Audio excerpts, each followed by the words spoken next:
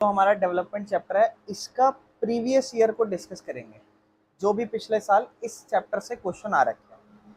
जैसे first question है, आपसे कहता है फर्स्ट क्वेश्चन में, which of the following are development goals for of a prosperous farmers, choose the correct option from given below option. एक prosperous farmer के लिए क्या डेवलपमेंट के गोल्स होंगे, उसके हिसाब से क्या विकास होगा। बेटर वेजेस, अच्छी दिहाड़ी मिले, या फिर वो चाहेगा higher support price for crops, जो भी वो सपोर्ट मतलब जो भी वो क्या कहते हैं, एक तरीके से जो भी फसल उसने उगाई है उसको आगे जाके प्राइस अच्छा मिले जब उसे बेचने जाए। तीसरा, उसकी फैमिली इनकम अच्छी हो, ये चाहेगा। या चौथा, चाहेगा उसे ज्यादा से ज्यादा काम मिले। बताओ। ऑप्शन बी इन्होंने कहा भैया सेकंड और फोर्थ। प्रोस्पेरस फार्मर का मतलब क्या होता है? बिल्कुल सही, ऐसे फार्मर जो डेवलप्ड हो चुके हैं। अब वो ये चाहेगा कि उसे ज्यादा से ज्यादा काम मिले? नहीं, वो ये चाहेगा कि उसे अच्छी दिहाड़ी मिले। भाई खुद का खेत है सब, इसका मतलब वो चाहेगा जब मैं खेती को बेचने जाऊं अच्छा सपोर्ट प्राइस मिले, और दूसरा मेरी फैमिली की इनकम हाई रहे। तो ऑप्शन इसका सेकंड और थर्ड होगा, जो कि सेकंड और थर्ड कहां पर है? ऑप्शन सी में, यानी कि इसका आंसर ऑप्शन सी होगा। इसी में मत लगाने लग जाना, ये नीचे ऑप्शन था इसका। नेक्स्ट क्वेश्चन कह रहा है, सपोज आपकी मंथली इनकम आपकी फैमिली मेंबर की है, मदर फादर सन डॉटर, ये है। क्या हो रहा है? एवरेज इनकम निकालो। एवरेज इनकम, इन चारों इनकम को जोड़ोगे और डिवाइड कर दोगे 4 से। आओ जरा चेक करते हैं, चलो, है ना। तो सबसे पहले ध्यान से देखेंगे एक बार, क्या क्या है? 50,000, 40,000, 20,000 और 90,000। हम तो ऐसे ही जोड़ लेंगे इसे, 50, 40, 90, 90 और ये दोनों भी 40, 100, 1,00,000, 1,30,000। 1,30,000 कितने लोगों में बटेगी? 1,30,000 बटेगी 4 लोगों में। तो आप इसको डिवाइड कर दो, और इसको जब 4 को हम एक बार 130 से डिवाइड करेंगे तो 4 तिये 12, ठीक है ना।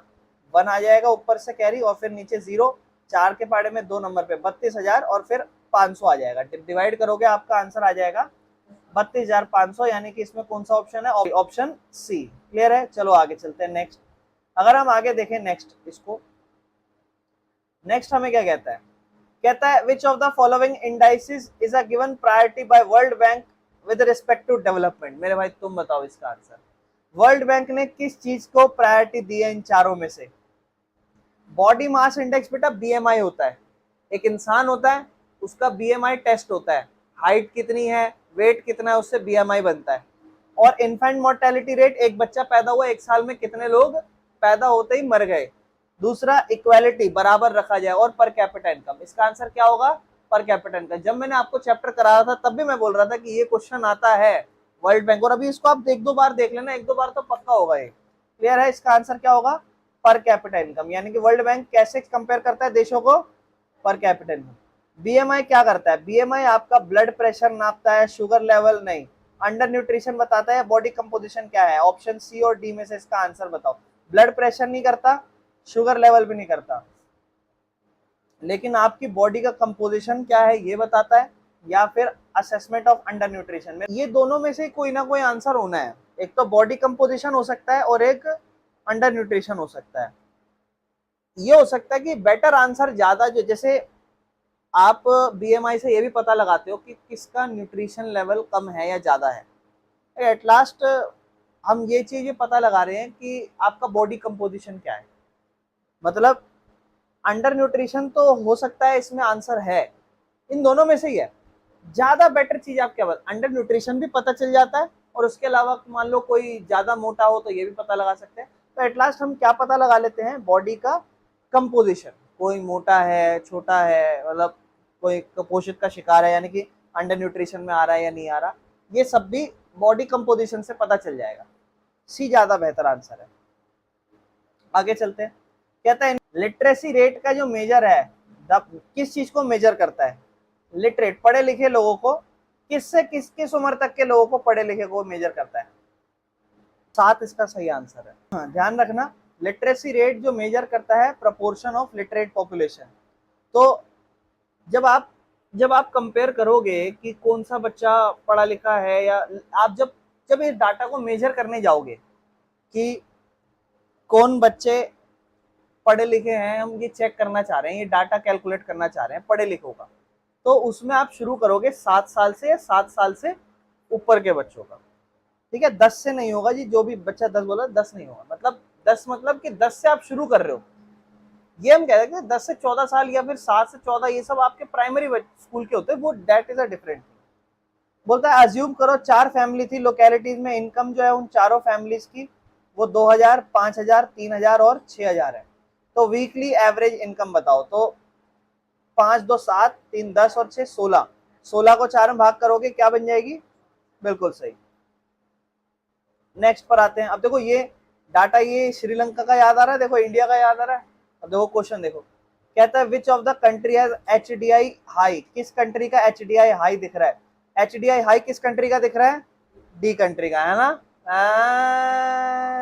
ना ना ना ना ना, उसने बोला है which of the country has high human development index rank, rank की बात हो रही है, और रैंक जब भी कम होती है वो हमारा आंसर होता है।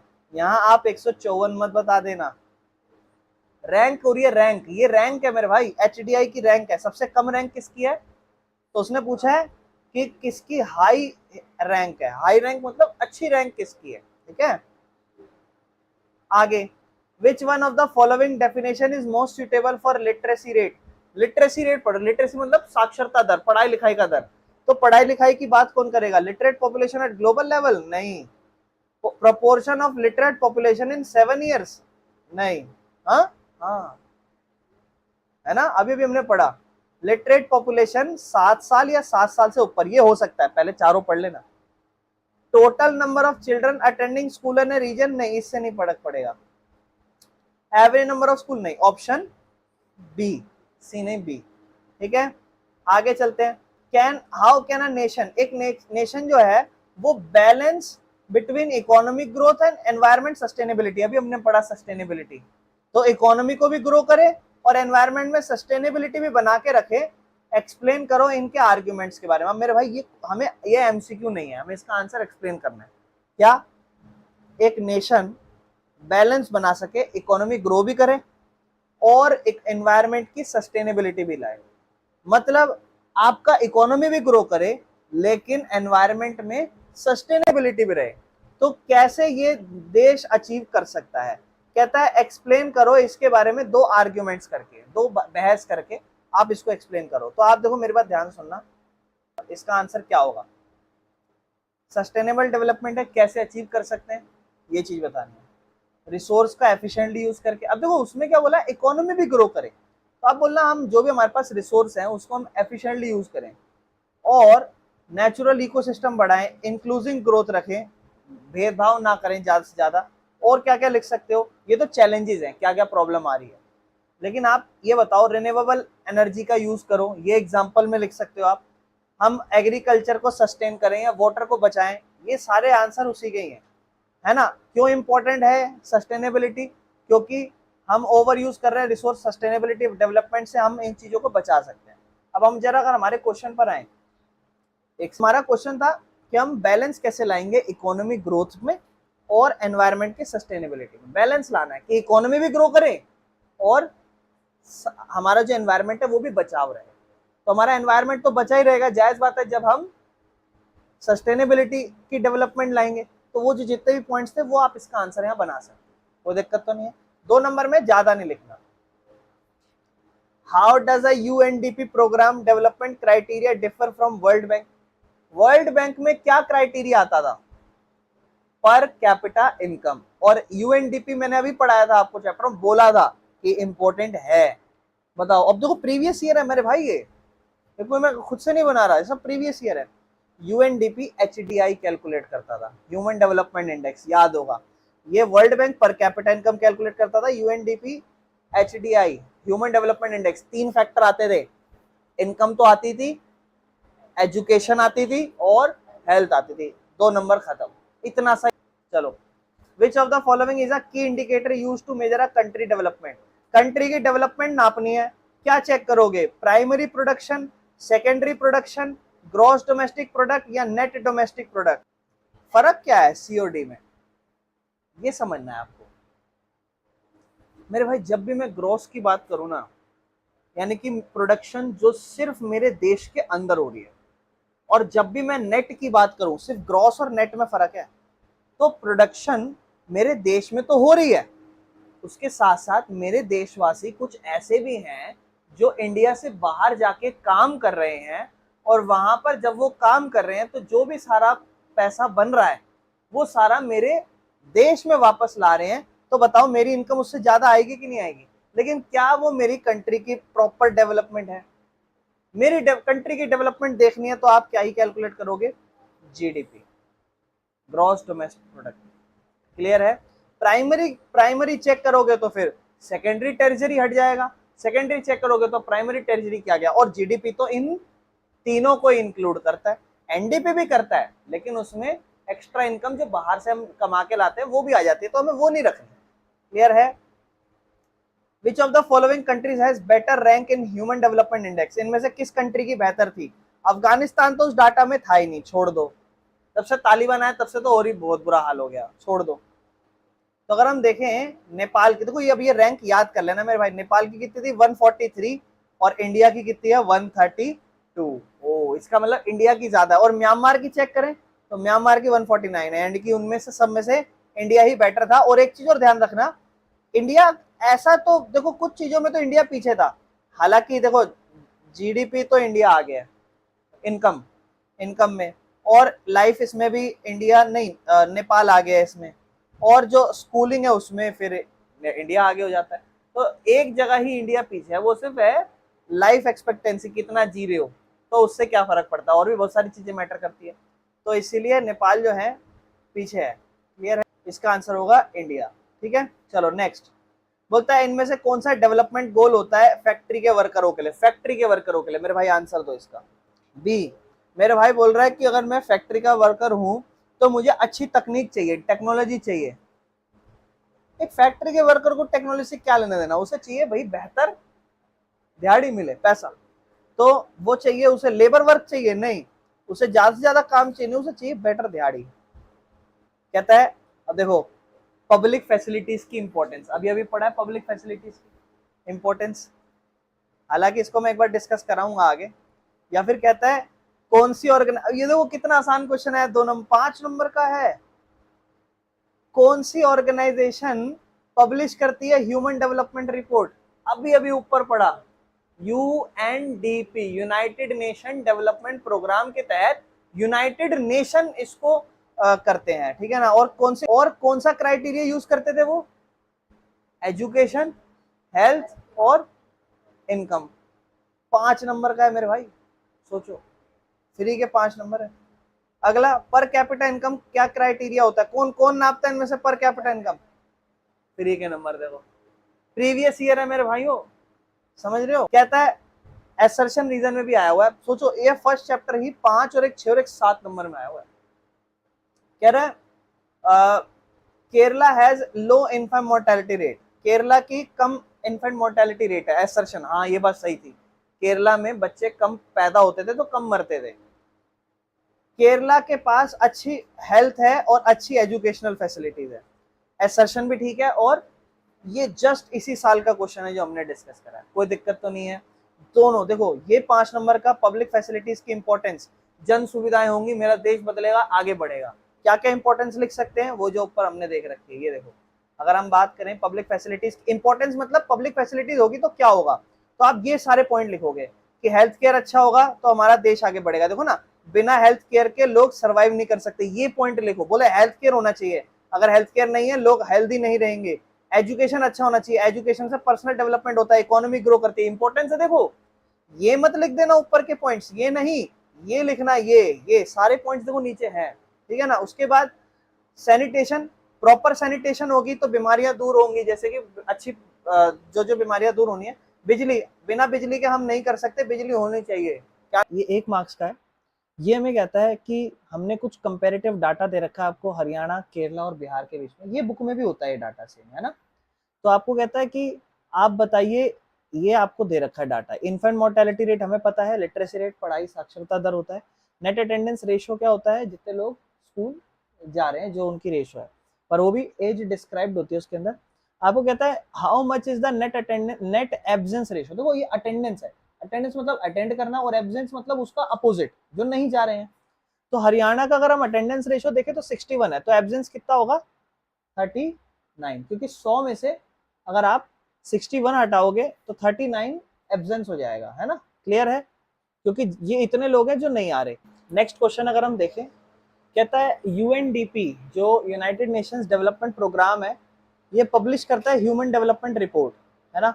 उसमें आपको कहता है क्या 3 चीजें मैटर करती है, तो हमने पढ़ा था per capita income, health care और एजुकेशन। तो कौन सा ऑप्शन होगा उस हिसाब से हमारा, education, health care and per capita income, option D. यही सोचा था आप लोगों ने। चलो नेक्स्ट देखते हैं। Read the following statement about human development, और ह्यूमन डेवलपमेंट के हिसाब से आपको लगता है कौन सा सही आंसर होना चाहिए, आप इसको बताओ। चलो मैं समझाता हूँ इसको। कहता है इनमें से स्टेटमेंट पढ़ो ह्यूमन डेवलपमेंट की और करेक्ट ऑप्शन को चुनिए। Human development it is a composite index prepared by UNDP. पहली स्टेटमेंट बिल्कुल सही है। यूनाइटेड डेवलपमेंट, देखो ध्यान रखना बनाते इसे यूनाइटेड नेशंस है, लेकिन ये यूनाइटेड नेशंस डेवलपमेंट प्रोग्राम है। एक बना कौन रहा है और एक ये क्या प्रोग्राम है और उसमें करते क्या है, ह्यूमन डेवलपमेंट रिपोर्ट तैयार करते हैं। इसमें आप लिटरेसी रेट और पर कैपिटा इनकम और लॉन्गिटिविटी मेजर करते हो। लॉन्गिविटी मतलब कौन कितना लंबा जी रहा है ऐसा हो जाएगा। लिटरेसी रेट पढ़ाई पढ़ाई हम एजुकेशन हाँ करते हैं, और लिटरेसी रेट भी हाँ ये भी हम कह सकते हैं, यानी कि तीनों कहीं ना कहीं सही तो लग रहे हैं। कंट्रीज जो रैंक करती हैं according to developed and low developing country, नहीं ऐसा तो नहीं होता मेरे ख्याल से।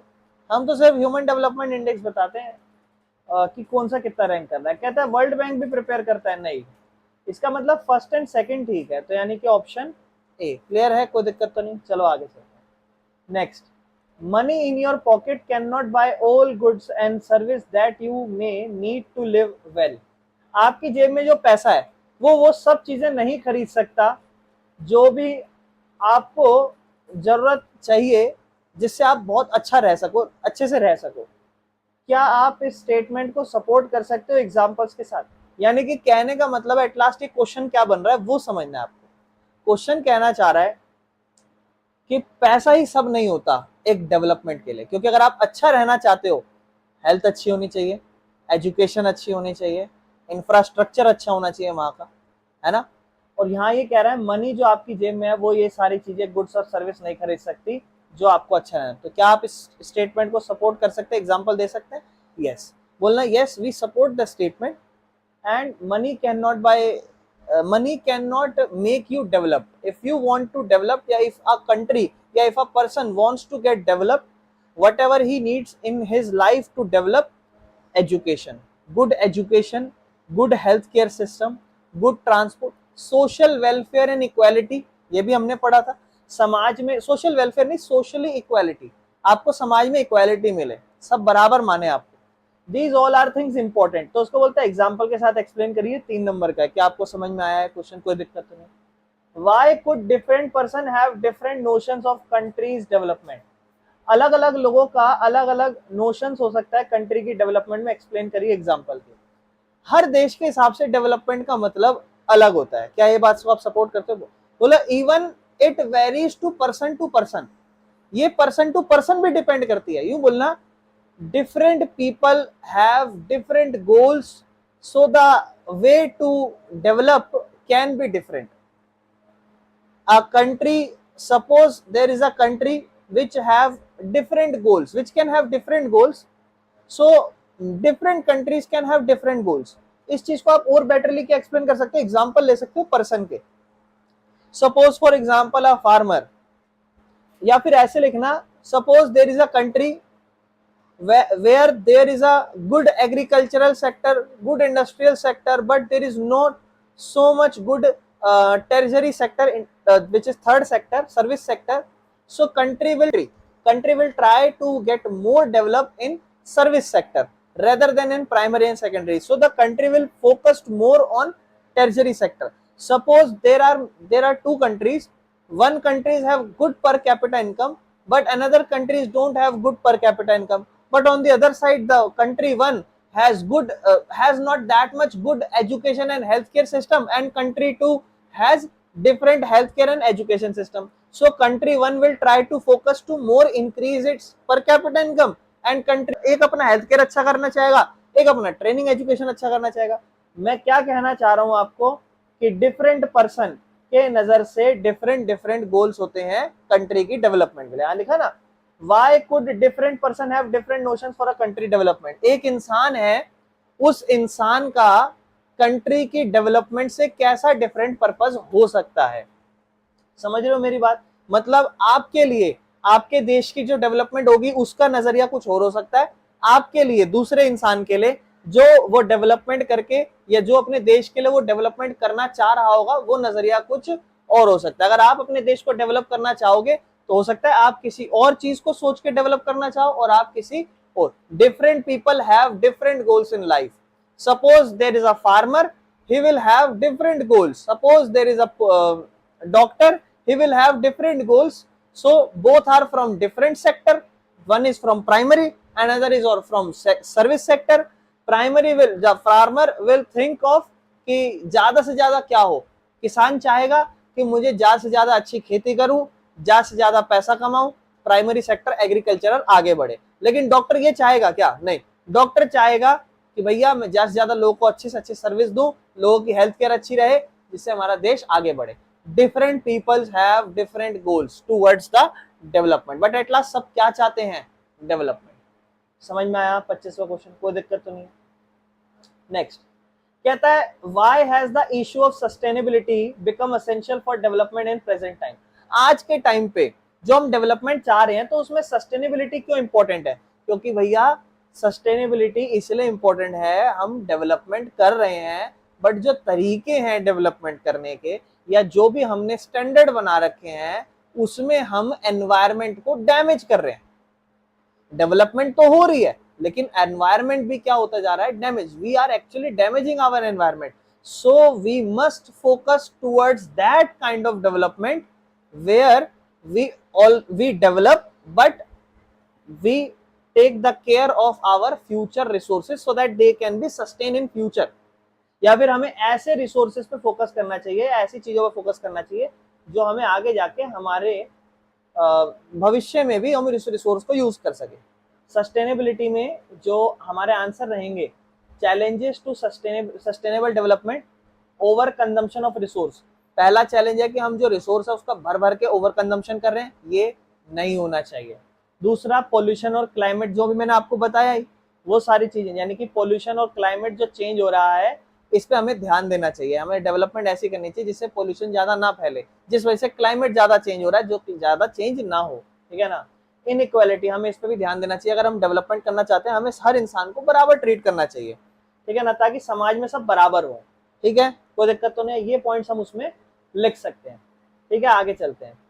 नेक्स्ट क्वेश्चन आपको कहता है रिसेंटली हमने एविडेंस करा है, रिसेंट जो एविडेंस है उससे सजेस्ट हुआ है कि ग्राउंड वाटर जो है ना वो एक सीरियस थ्रेट है.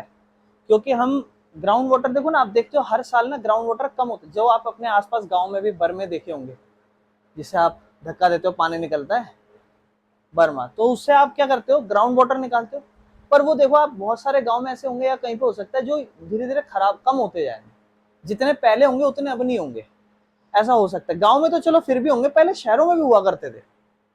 तो सोचो, मतलब शहर, मतलब जब इतना डेवलप नहीं थी सिटीज तो कहीं कहीं तो वो शहरों में भी हुआ करते थे. लेकिन अब वो धीरे धीरे खत्म होता जा रहा है बिकॉज ग्राउंड लेवल जो ग्राउंड वाटर है वो धीरे धीरे नीचे होता जा रहा है ग्राउंड वाटर. तो ये हमारे लिए प्रॉब्लम है. कहता है 300 डिस्ट्रिक्ट है, ऐसे ऐसे परेशानी आई. एक बार हम क्वेश्चन पढ़ते हैं.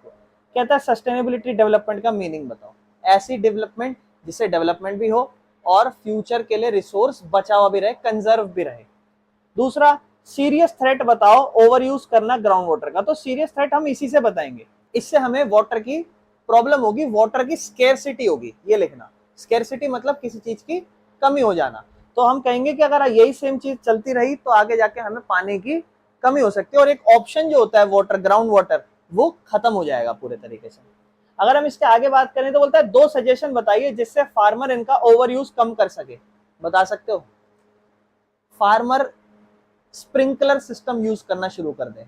याद है हमने साइंस में पढ़ा होगा या पालमपुर की कहानी में भी पढ़ा है, स्प्रिंकलर सिस्टम जिसमें पानी वो छिड़कना नहीं होता. या ड्रिप सिस्टम आपने सुना होगा ये दो तरीके होते हैं, स्प्रिंकलर सिस्टम और ड्रिप सिस्टम। अगर हम इनका यूज करें तो हो सकता है, ठीक है ना, या फिर हम पानी को कम यूज करें, ज्यादा से ज्यादा यूज ना करें, ठीक है ना। विच of the following state has highest human development index, कौन सा था इनमें से? केरला, क्योंकि आपने देखा होगा कुछ भी, मेरे ख्याल से सबसे ज्यादा केरला का ही रैंक सबसे कम आया था, तो अच्छा रैंक केरला का ही था, ठीक है ना। अगर आप बोलते हैं, अगर अज्यूम करिए कि 4 फैमिली एक लोकेलिटी में और मंथली इनकम की 10, 20, 30, 40 है, तो आपसे देखो क्या बोला, करेक्ट ऑप्शन बताइए। एवरेज इनकम 40, 30, 70, 20, 90 और 1, 10, 1 लाख। 1 लाख को आप 4 से डिवाइड, क्योंकि जब भी आप एवरेज इनकम निकालते हो आप सारी इनकम को जोड़ते हो और जितने भी लोग हैं 1, 2, 3, 4 उनसे आप क्या करोगे, डिवाइड करोगे, तो 25,000। 25,000 इसका हमारा ऑप्शन ए इसका आंसर होगा। चलें आगे। बोलता है which countries has the highest life expectancy at birth, मतलब हाईएस्ट लाइफ एक्सपेक्टेंसी किसकी गई थी? बांग्लादेश, इंडिया, नेपाल, किसकी गई थी पता है आपको? अगर हम देखें तो लाइफ एक्सपेक्टेंसी देखते हैं, सबसे ज्यादा मेरे ख्याल नेपाल होगी या इसकी श्रीलंका की। अच्छा देखो, श्रीलंका तो हमारे ऑप्शन में है नहीं, उसके अलावा ये इंडिया बचा है, म्यांमार बचा है, पाकिस्तान, नेपाल बचा है, तो नेपाल की हो गई है ना, सबसे ज्यादा किसकी हो गई? नेपाल की, यानी कि नेपाल की जो लाइफ एक्सपेक्टेंसी है वो सबसे हाईएस्ट है, कोई दिक्कत तो नहीं है। Question of sustainability of development, देखो बार बार सस्टेनेबिलिटी ऑफ डेवलपमेंट का क्वेश्चन आ रहा है। raises many fundamental new issues about the nature and process of development, explain it with the example। आपको कुछ नहीं एक्सप्लेन करना, आपको यहाँ पर इश्यूज बताने हैं और उसको एग्जाम्पल के तौर पे बताने हैं कि जो हम सस्टेनेबिलिटी डेवलपमेंट कर रहे हैं उससे नए इश्यूज क्या आ रहे हैं और हम उसको दूर कैसे कर सकते हैं, थोड़ा आप ये भी एक्सप्लेन कर सकते हो। तो देखो यहाँ हमने नीचे पढ़ा हुआ है, इस पे हम वापस आते हैं, एक बार ध्यान से सुनना मेरी बात। अगर हम बात करें सस्टेनेबिलिटी डेवलपमेंट की, देखो एक तो आप ये लिख सकते हो इंपॉर्टेंट क्यों है, तो देखो सस्टेनेबिलिटी डेवलपमेंट से हमारा क्या हो रहा है, ओवर यूज रिसोर्स, जो हम रिसोर्स का ओवर यूज कर रहे हैं, ये एक प्रॉब्लम होती जा रही है। बार बार क्वेश्चन आ रहा है, याद कर लो, ठीक। चैलेंजेस क्या है, तो आप बोलना ओवर कंजम्पशन है रिसोर्स का, हम लगातार भर भर के ज्यादा यूज कर रहे हैं रिसोर्स का। दूसरा पॉल्यूशन और क्लाइमेट चेंज हो रहा है। तीसरा इनइक्वालिटी है। यही लिखना और फिर उसके बाद लिखना कि हम डेवलपमेंट कैसे ला सकते हैं। बोलना एक तो रिसोर्स को बेहतरीन तरीके से इस्तेमाल करके, हमारा नेचुरल इकोसिस्टम जो हमारा एनवायरमेंट है उसको बचाकर, जैसे हम जो भी पोल्यूशन फैला रहे हैं इन सब चीजों का। देखो जिस ईयर कोविड आया था उस ईयर आपने देखा होगा अप्रैल से मई तक भी ज्यादा गर्मी नहीं पड़ी थी, बहुत कम गर्मी थी, क्योंकि बाहर ना गाड़ियां यूज हो रही थी, ना ऑफिसों में एसी यूज हो रहे थे, भर भर के कोई भी मशीन यूज हो ही नहीं रही थी, तो हमारा एनवायरमेंट कंजर्व हुआ था। लेकिन फिर उसके अगले साल से आपने देखा होगा कैसे कैसे हीट, और इस साल तो देखो आप बहुत ज्यादा हीट पड़ने का चांसेस भी है। कहने का मतलब मेरा ये है कि सस्टेनेबिलिटी डेवलपमेंट में इसमें आपको इश्यूज बताने और फिर उसके क्या क्या रीजंस हो सकते हैं जिससे हम बचाव कर सकते हैं सस्टेनेबिलिटी डेवलपमेंट का, ये आप उस आंसर में लिख सकते हो। क्लियर है? नेक्स्ट चलते हैं। आपको बोलता है which one of the following organisation prepare the world development report. World development report कौन बनाता होगा? तो ध्यान रखना आप लोग कि जो वर्ल्ड डेवलपमेंट रिपोर्ट है वो कौन बनाता है? वर्ल्ड बैंक, ठीक है ना, क्योंकि इनमें से कोई भी ऐसा स्ट्रॉन्ग कंटेंडर नहीं है जो वर्ल्ड डेवलपमेंट को नहीं, वर्ल्ड बैंक ही बताएगा, पर कैपिटा इनकम के थ्रू ही बताएगा, ठीक है ना। चलो आगे चलते हैं। कहता है इनमें से करेक्ट ऑप्शन चुनिए। तो कहता है फॉर कंपेयरिंग कंट्रीज, अगर आप कंट्रीज को कंपेयर करना चाहते हो तो सबसे इंपॉर्टेंट वर्ल्ड बैंक क्या चुनता है? देखो बार बार हम वर्ल्ड बैंक का ही क्वेश्चन आ रहे हैं, बार बार हम वही पढ़ रहे हैं। वर्ल्ड बैंक क्या क्या चेक करता है इनमें से? एजुकेशन, इनकम, हेल्थ सिस्टम या लिविंग स्टैंडर्ड? इनकम, बिल्कुल सही, इनकम। क्लियर है? आगे चलते हैं। नेक्स्ट आपको बोलता है इनमें से आंसर दिए, देखो पूरा चार्ट दे दिया आपको। कहता है किस कंट्री का highest level of human development index है? तो किस कंट्री का था? हमने ऑलरेडी पढ़ रखा था, श्रीलंका का। वहीं अगर हम आगे पढ़े नेक्स्ट क्वेश्चन, कहता है कंट्री ए है, कंट्री बी है और कंट्री ए में ये सिटीजन है, दोनों की एवरेज इनकम मांगे। देखो एवरेज इनकम ए वाले की मांगी है, तो आप इन सबको क्या करोगे? ऐड कर दोगे। आप जल्दी से ऐड करके बताओगे। अगर आप जोड़ोगे 10,000, देखो 10,500, 9,000, 20,000 हो जाएगा, 20 और 10 30,000, 30 और 40 40,500 और 40,500 और 9,800, 8 और 5 13, 4 9 ये भी 10 हो जाएगा। 50,300 को आप डिवाइड करने वाले हो यहाँ 1 2 3 4 5 से डिवाइड करोगे तो 10,060, बिल्कुल सही है। 10,060 हमारा एवरेज इनकम आ जाएगा, ठीक है। कुछ नहीं करना, कंट्री ए का एवरेज इनकम निकालना है, सबको जोड़ो और कितने नंबर है? 1 2 3 4 5 से डिवाइड कर दो। बहुत ही साधारण क्वेश्चन। चलो आगे चलते हैं। बोलता है कौन सा करेक्ट एक्सप्लेनेशन है? Average income. एवरेज इनकम क्या होती है? जितने भी लोग हैं उन सबको जोड़ो और जितने ही लोग हैं उन सबको उन सबसे नंबर से डिवाइड कर दो। अगर एक घर में 5 लोग हैं, 5 लोगों की कमाई को जोड़ दो और 5 से डिवाइड कर दो, यानी कि टोटल इनकम पॉपुलेशन की नहीं। Total income earn by the highest earner नहीं। Total income earn by the lowest नहीं।